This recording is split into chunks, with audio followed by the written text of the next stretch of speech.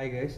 तो iPhone 11 and OnePlus 8 Pro इन दोनों का प्राइस बिल्कुल ही सिमिलर हो चुका है। iPhone 11 में 20,000 ड्रॉप हो चुका है अभी iPhone 12 आने के बाद। OnePlus 8 Pro 55,000 है स्टार्टिंग प्राइस, जो कि पहले भी ऐसा ही था। एंड iPhone 11 का 55,000 में आपको 128 GB स्टोरेज मिल जाएगा। अगर आपको 64 GB चाहिए तो 50,000 का मिल जाएगा, but 128 GB makes more sense. तो ऑब्वियसली ये OnePlus 8 Pro OnePlus का फुल्ली ब्लोन आउट फ्लैगशिप है, जो कि विदाउट एनी कॉम्प्रोमाइज़ के साथ बनाया हुआ है। बट जो iPhone 11 है ना, एप्पल का फुल्ली ब्लोन आउट फ्लैगशिप नहीं है। फ्लैगशिप पे बहुत सारे कॉम्प्रोमाइज़ के साथ बनाया हुआ है। एप्पल का जो फ्लैगशिप है वो प्रो मॉडल्स आते हैं, 11 Pro 11 Pro Max।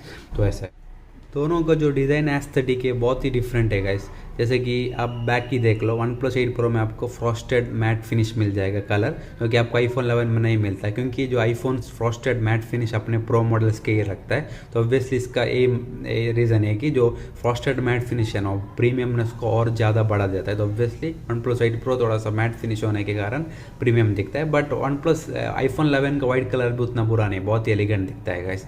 तो when it comes to front design बहुत ही डिफरेंसेस है डिज़ाइन एस्थेटिक्स में। जैसे कि देख लो, आप देख सकते हो ना, जो OnePlus 8 Pro का जो भी स्क्रीन है एक्चुअली फुल व्यू स्क्रीन है। एक छोटा सा पंच होल मिल रहा है कॉर्नर पे, जो कि आपको दिखेगा भी नहीं जब आप कुछ भी करोगे तो। बट आईफोन का ऐसा नहीं, बहुत ही बड़े बड़े नॉचेस, बेजल्स और आपको दिखाई देंगे, नीचे भी चिन्स दिखाई देंगे। तो ऑब्वियसली उतना थोड़ा सा अगली लगता है इसके OnePlus 8 Pro के कंपेरिजन में। ऑब्वियसली वो डिज़ाइन का बात आती है ना, इट इज़ OnePlus 8 Pro बहुत बेटर लगता है। इन हैंड फील की देख लो, एक्चुअली iPhone 11 है ना 6.1 इंचेस का था, जो कि आज के टाइम के हिसाब से थोड़ा बहुत कॉम्पैक्ट फील ही देता है। बट जो OnePlus 8 Pro है ना, ये एक्चुअली 6.8 इंचेस का है, जो कि बहुत ही बड़ा माना जाता है। बट गाइस एक बहुत ही सरप्राइजिंग ये है कि भले ही जो OnePlus 8 Pro बहुत लंबा है लेंथ के हिसाब से, बट जो विड्थ है ना बहुत ही कम बनाया हुआ है। देख सकते हैं आपको पीछे भी कर्व मिल रहा है और सामने भी कर्व मिल रहा है। तो है ना, जो इन हैंड फील है ना, कंफर्टेबल, तो बहुत ही अच्छा है। आप अगर इसको पकड़ोगे ना तो बिना केस के भी यूज़ कर लोगे, क्योंकि उतना कंफर्ट फील होता है। आपको ऐसा लगेगा कि मेरे हाथ से गिरेगा ही नहीं। तो मेरा एक्सपीरियंस में बता रहा हूँ। बट आईफोन ऐसा नहीं, छोटा होने के बावजूद भी है ना, काइंड ऑफ जब हम बैर यूज़ करोगे ना बिना केस के, तो एक डर सा लगा रहता है, क्योंकि उतना कंफर्टेबल नहीं है गैस, क्योंकि विड्थ तो बहुत ज़्यादा है इसका। तो एक्चुअली आप ऐसे ही देख लो, थोड़ा सा मुझे आईफोन थोड़ा सा मोटा लग रहा है। तो ऑब्वियसली थोड़ा सा जब डिज़ाइन एस्थेटिक में OnePlus ने बहुत ही कमाल किया, बड़े डिस्प्ले देने के बावजूद भी इन हैंड फील को कॉम्प्रोमाइज़ नहीं किया। तो obviously use shot out for the OnePlus। तो ऑब्वियसली ये बहुत ही अच्छा है। तो 8 Pro में ना आपको ये डिस्प्ले ना फ्रंट में कर्व मिल रहा है, जो कि बहुत लोगों के लिए उतना पसंद नहीं करते, क्योंकि प्रीमियमनेस को और ज़्यादा बढ़ा देता है। बट प्रैक्टिकलिटी के मामले में ना फ्लैट डिस्प्लेस थोड़ा बेटर होते हैं। एक्सीडेंटल टचेस सब देखने को मिले, जो कि है ना, आप मुझे नहीं लगता ज़्यादातर लोग बिना केस के यूज़ करेंगे इतना बड़ा डिवाइस।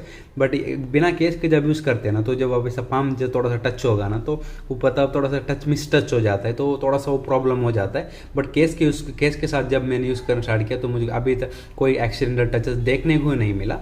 ओवरऑल ज़्यादा कोई डिफरेंस नहीं है। ऑब्वियसली फ्लैट थोड़ा सा ड्यूरेबल भी होता है, चाहे टेम्पर्ड ग्लास की बात हो तो ईजिली मिल जाता है और बहुत ही चीप प्राइस में मिलता है। बट इसको आपको अगर एक टेम्पर्ड ग्लास चेंज कुछ करना है तो ना आपको 400 to 500 देना पड़ेगा, ये 100-150 में चेंज हो जाता है। तो ऑब्वियसली एक बहुत ही इंडियन कंज्यूमर के हिसाब से बहुत ही प्रैक्टिकल है। आप समझ सकते हो ना, इंडियन के लिए चीप चाहिए, तो ऐसा है। थोड़ा सा मेंटेनेंस के लिए थोड़ा सा ज़्यादा हाई है इसका।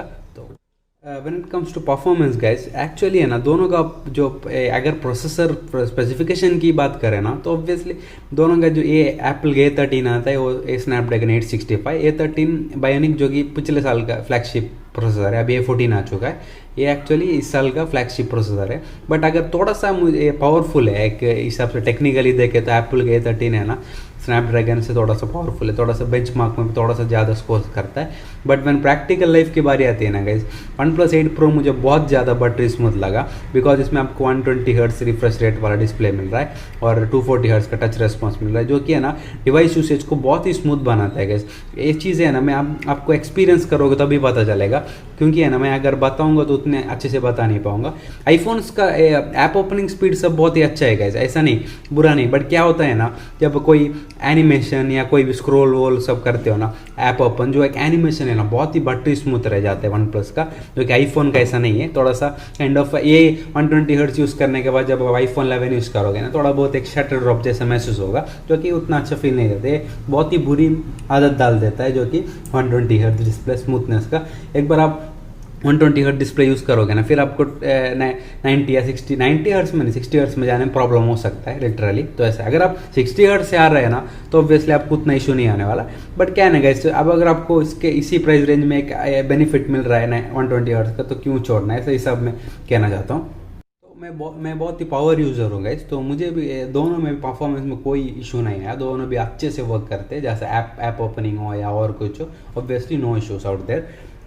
बट आईफोन अगर गेमिंग की बात करूँ ना तो गेमिंग के लिए ना आईफोन के जो प्रोसेसर होते हैं ना थोड़ा बेटर होते हैं परफॉर्मेंस में, क्योंकि है ना जब पबजी सब खेल हो गया ना तो आपको कंटिन्यूस 60 FPS दे देते हैं कंटिन्यूस बिना कोई डाउन हुए तो इंटेंस सिचुएशन में। बट एंड्रॉयड का ऐसा नहीं है, कैसे एंड्रॉयड का क्या है ना जंप होता रहता है, अगर आप पबजी खेलोगे ना तो 60 से काइंड ऑफ 56 57 ऐसा होता रहता है इंटेंस सिचुएशन में, जो आपको ये काइंड ऑफ कंटिन्यूस 60 FPS देता है। बट उतना इशू नहीं, उतना ये प्रैक्टिकली में उतना दिखता नहीं है। बट क्या है ना 120 हर्ट्स रिफ्रेश रेट वाला डिस्प्ले है ना, बिकॉज ऑफ दैट ना कि बहुत सारे गेम्स अभी पबजी भी रिटर्न आ रहा है फिर से, आप सुना होगा वो टेंशन के साथ कोई ये था चाइना कंपनी के साथ वो छोड़ चुका है, ऐसा कुछ है, कोरियन कंपनी है ना, तो ऑब्वियसली आपको पबजी में 90 हर्ट्स का सपोर्ट मिल जाता है, जो आप इसमें बिल्कुल ही नहीं खेल सकते हो, वन प्लस में खेल सकते हो। तो जो 90 हर्ट्स में गेम खेलते हैं ना तो बटरी स्मूथ फील होता है, तो ऑब्वियसली एक बहुत बड़ा प्लस पॉइंट है वन प्लस का। फिर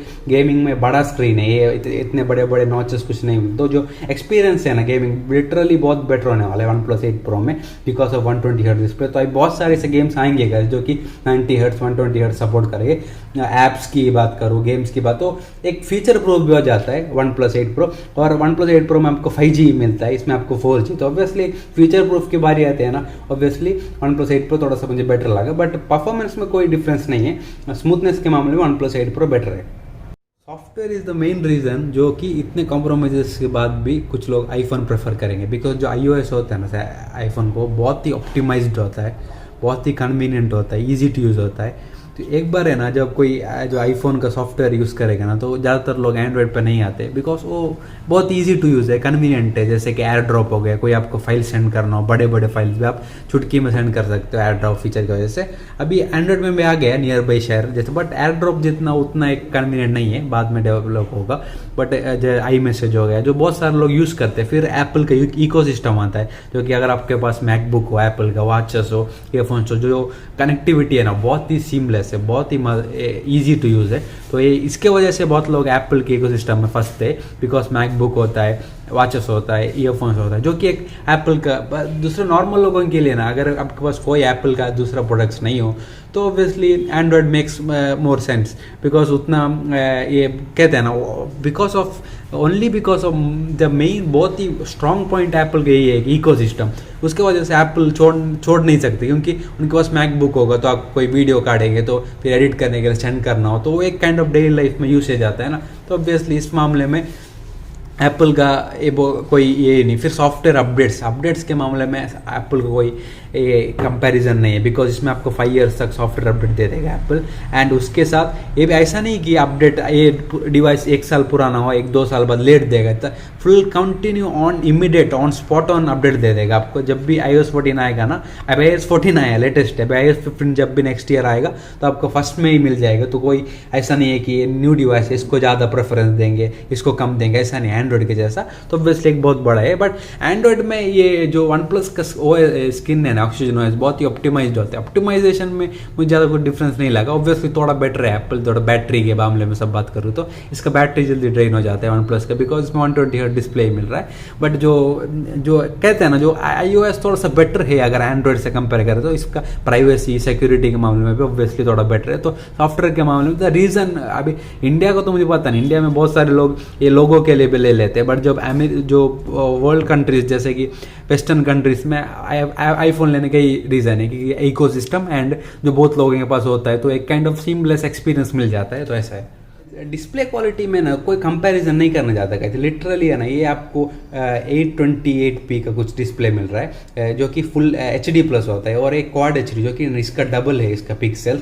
ऑब्वियसली ये 55,000 में है ना, इतना LCD आता है, ये OLED आता है, तो ये जो HD प्लस डिस्प्ले है मेरे हिसाब से बिल्कुल भी एक्सेप्टेबल नहीं है गैस, क्योंकि है ना क्वालिटी में बहुत डिफरेंस आता है प्रैक्टिकली में। जब आप देखते हो मीडिया कंज्यूम करते हो, आइकन देखते हो ना, तो शार्पनेस बेटर है OnePlus 8 Pro का, लिटरली बहुत ही बेटर फील होता है। एक जब मीडिया मूवी सब देखते हो ना, तो बिकॉज उसमें नॉचेस नहीं, बड़ा स्क्रीन है। ऑब्वियसली जब नेटफ्लिक्स, अमेजन प्राइम, यूट्यूब की जब वीडियोस वॉच करने के बारे आते हैं, obviously OnePlus 8 Pro is best, क्योंकि आपको अगर ये लोगे ना तो आपको आईपैड या टैब लेने की ज़रूरत नहीं पड़ेगी, क्योंकि उतना बड़ा स्क्रीन है। ऑब्वियसली मुझे तो मैं सेटिस्फाइड हूँ, मैं इसमें मूवीज़ देखता हूँ, यूट्यूब यूज़ करता हूँ, और फिर नेटफ्लिक्स, अमेजन प्राइम सब यूज़ करता हूँ। ऑब्वियसली बहुत ही मज़ा आता है मुझे, I am very much satisfied with this device.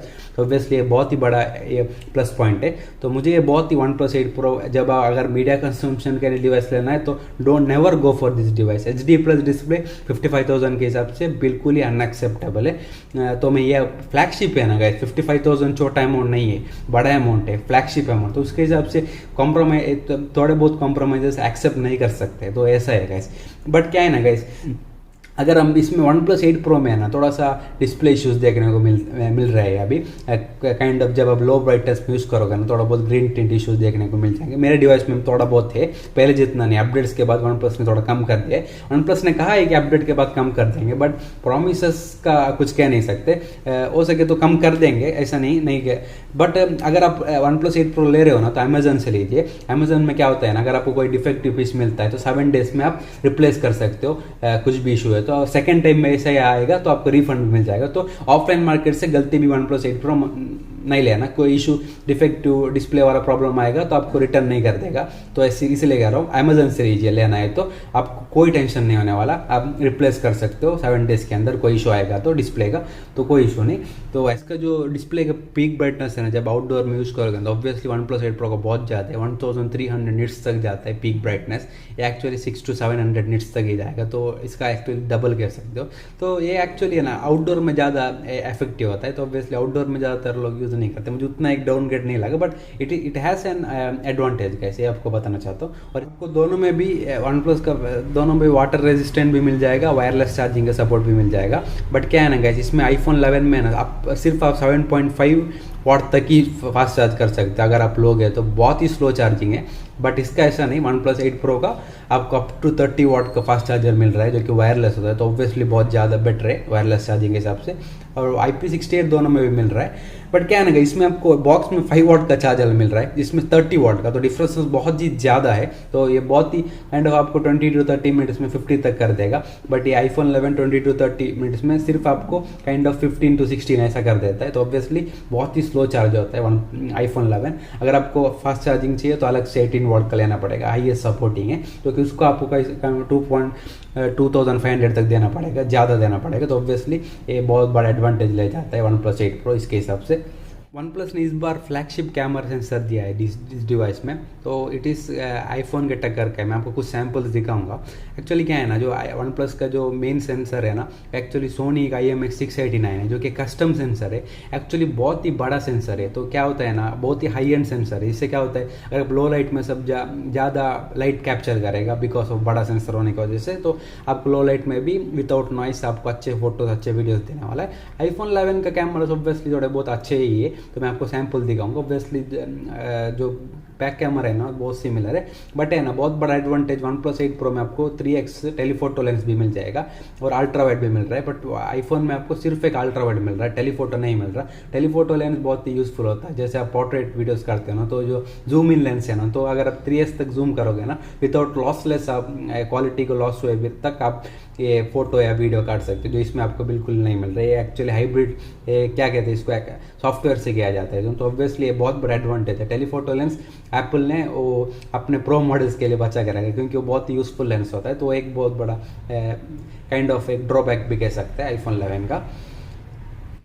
ये वाला पिक देख लो, लेफ्ट साइड पे one plus 8 pro, right side पे आईफोन 11। एक्चुअली है ना, अगर थोड़ा सा मुझे डिटेल्स का वन प्लस 8 प्रो का बेटर लगा, बट अगर हम फेस की बात कर रहे हो ना, थोड़ा अच्छा लग रहा है मुझे आईफोन 11 का फेस देख रहे हो आप, टोन अच्छा लग रहा है। वन प्लस 8 प्रो का थोड़ा सा सैचुरेटेड लग रहा है, तो ऑब्वियसली दोनों का भी अच्छा है, पर्सनल प्रेफरेंस पर बेस्ड है चीज़। तो फाइनली बात करूँ ना गाइज, तो मैं obviously one plus 8 pro choose करने वाला हूँ। क्यों ना करूँ, क्योंकि 55,000 रुपीज़ दे रहा हूँ, जो कि एक फ्लैगशिप अमाउंट भी बहुत बड़ा अमाउंट है। तो ये कॉम्प्रोमाइज़ मैं बिल्कुल एक्सेप्ट नहीं कर सकता, ये विदाउट कॉम्प्रोमाइज़ है। It is full blown flagship guys, क्योंकि फुल आपको complete quad HD madness display मिल रहा है, जो कि सैमसंग के लेवल का है, जो कि सैमसंग S सीरीज़ का सब आता है ना फ्लैगशिप। एंड आपको इसमें फास्ट चार्जिंग भी मिल रहा है, इसमें फुल व्यू डिस्प्ले मिल रहा है, अच्छे कैमरास मिल रहे हैं। तो आपको इसमें क्या कमी है, बिल्कुल भी नहीं। It is full blown flagship. But iPhone 11 55,000 rupees देकर भी आपको क्या मिल रहा है, एक HD प्लस, जो कि अभी एंड्रॉयड में 10 to 20,000 के डिवाइस में मिल जाता है। फिर आपको इसमें क्या मिल रहा है, 5 वाट का फास्ट चार्जिंग। डिज़ाइन देख लो इसका, बहुत ही मॉडर्न नहीं दिखता, काइंड ऑफ बहुत ही बड़े बड़े बेजल्स दिखते हैं, जो कि इन हैंड फील का भी। हर समय बात करूँ तो मुझे ऑब्वियसली वन प्लस 8 प्रो बहुत ही बेटर लगा, इसमें कोई डाउट नहीं है। अगर मुझसे पूछोगे ना, मैं वन प्लस 8 प्रो ही चूज़ करने वाला हूँ ऑब्वियसली, क्योंकि मैं 55,000 पे कर रहा हूँ, तो मैं कॉम्प्रोमाइज़ बिल्कुल भी एक्सेप्ट नहीं कर सकता। ऐसे मैं कंज्यूमर में ऐसा कहना चाहता हूँ। ऑब्वियसली मैं वन प्लस 8 प्रो चूज़ करूँगा। बट अगर आप वन प्लस 8 प्रो ले रहे हो ना गाइस, तो ध्यान रखिए, अमेजन से ही लीजिए, ऑफलाइन मार्केट से बिल्कुल भी मत लीजिए, क्योंकि ऑफलाइन मार्केट में आपको ये रिटर्न नहीं कर सकते, कोई थोड़ा बहुत डिस्प्ले इशूज़ आएगा। तो अमेजन से लोगे तो कोई ग्रीन टिंट या कोई इशू आएगा तो आप रिप्लेस कर सकते हो। और नेक्स्ट टाइम भी अगर रिप्लेसमेंट के बाद भी ऐसा ही इशू आया ना, तो आप 7 डेज़ के अंदर नेक्स्ट डिवाइस को रिफंड भी मांग सकते हो। तो ऑब्वियसली बहुत सारे लोग ने किया है, तो मैं आपको ये रेकमेंड करूँगा। ऑब्वियसली मैं आपको सबको वन प्लस 8 प्रो रेकमेंड करने वाला हूँ। चाहे कैमरास की बात हो, कैमरास भी बहुत अच्छे 8 प्रो के, आईफोन 11 के भी अच्छे कैमरास, बुरे नहीं। और ओवरऑल मैं देखूँ तो वन प्लस 8 प्रो रेकमेंड करूँगा सबको। प्लीज़ गाइस सब्सक्राइब कर लो, क्योंकि बहुत ही अच्छा लगता है एंड थोड़ा सा मोटिवेशन भी मिलता है आगे बढ़ने के लिए। तो मैं आपको अच्छे अच्छे कंटेंट भी लाता रहूँगा, ओवरऑल नेक्स्ट बहुत सारे कंपैरिजन भी लाऊंगा। प्लीज़ सब्सक्राइब कर लो। Thank you very much.